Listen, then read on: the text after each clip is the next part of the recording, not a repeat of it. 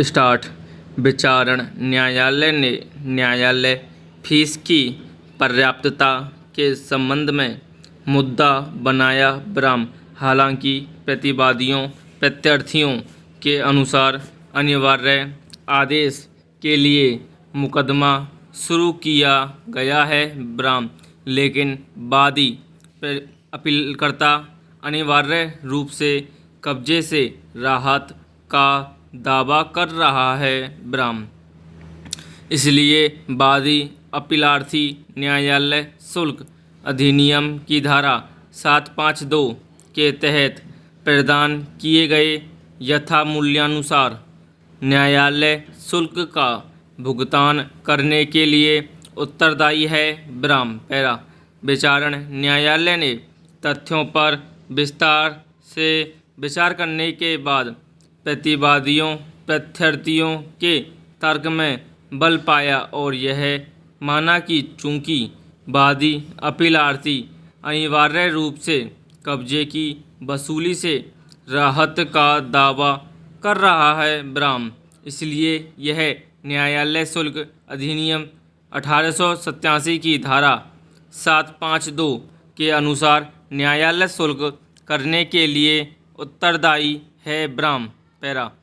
पूर्वोक्त आदेश को चुनौती देते हुए वादी अपीलकर्ता के विद्वान अधिवक्ता ने तर्क दिया है कि विचारण न्यायालय इस मुद्दे पर सही कानून का मूल्यांकन करने में विफल रहा है ब्राह्म, क्योंकि वादी अपीलार्थी द्वारा अनिवार्य निषेधाज्ञा की डिक्री के लिए मुकदमा दायर किया गया है।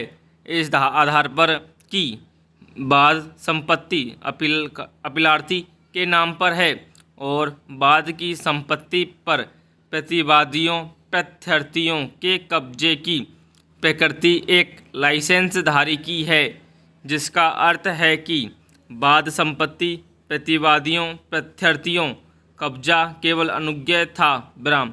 इसलिए अनिवार्य निषेधाज्ञा के लिए वाद पोषणीय है और वादी प्रत्यार्थी न्यायालय शुल्क अधिनियम की धारा 75B के तहत निर्धारित न्यायालय शुल्क का भुगतान करने के लिए उत्तरदायी है ब्राह्म। यह प्रस्तुत किया गया है कि विचारण न्यायालय ने गलत तरीके से यह माना है कि वादी प्रत्यार्थी अनिवार्य व्यादेश की आड़ में अनिवार्य रूप से कब्जे से राहत की मांग कर रहा है, इसलिए वह न्यायालय शुल्क अधिनियम की धारा 752 के तहत प्रदान किए गए न्यायालय शुल्क का भुगतान करने के लिए उत्तरदायी है ब्राह्म। पूर्वोक्त तर्क के समर्थन में उन्होंने दूसरी अपील संख्या 975/2013 श्री डोरीलाल प्रेमी अधिवक्ता बनाम श्रीमती विद्या देवी के मामले में इस न्यायालय द्वारा पारित निर्णय पर भरोसा किया है ब्राह्म।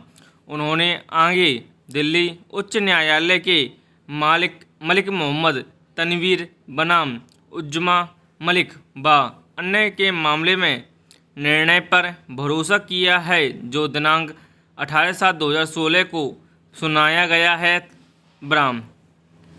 पैरा। इसके विपरीत प्रतिवादी के विद्वान अधिवक्ता का तर्क देंगे कि विचारण न्यायालय ने ठीक ही अभी निर्धारित किया है कि चूंकि यह रिकॉर्ड पर स्वीकार किया जाता है कि बाद संपत्ति प्रतिवादी प्रत्यार्थी के कब्जे में है, इसलिए वादी अपीलकर्ता यथामूल्यानुसार न्यायालय शुल्क जमा करने के लिए उत्तरदायी है और इस प्रकार आज्ञापक व्यादेश की आड़ में बाद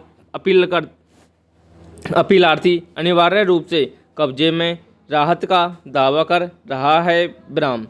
इस प्रकार यह तर्क दिया गया है कि विचारण न्यायालय ने बाद अपीलार्थी के विरुद्ध न्यायालय शुल्क के मुद्दे को निर्णय करने में कोई अवैधता नहीं की है ब्राह्म।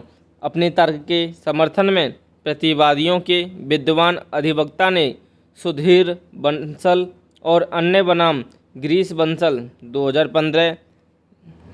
AGD 624 DB दिनेश कुमार बनाम ADJ हरिद्वार 1996 एक AW 433 तथा अजीजुर रहमान बनाम सलमान खान और अन्य 1994 3 AWUC के मामले में इस न्यायालय के निर्णयों पर भरोसा किया गया है। ब्राम पैरा, मैंने पक्षकारों के प्रतिद्वंदी निवेदनों पर विचार किया है और अभिलेख का अवलोकन किया। ब्राम, वाद को वादी अपीलार्थी द्वारा इस आधार पर संस्थापित किया गया है कि वाद संपत्ति वादी अपीलकर्ता के नाम पर पंजीकृत बिक्री विलेख दिनांकित 24/8/1966 द्वारा खरीदी गई है। ब्राम, वादी अपीलार्थी और प्रतिवादी प्रत्यर्थी द्वारा संयुक्त रूप से मेसर्स ट्रायल पोर्टरी के नाम से वाद संपत्ति एक व्यवसाय चलाया जा रहा था। ब्राम समाप्त।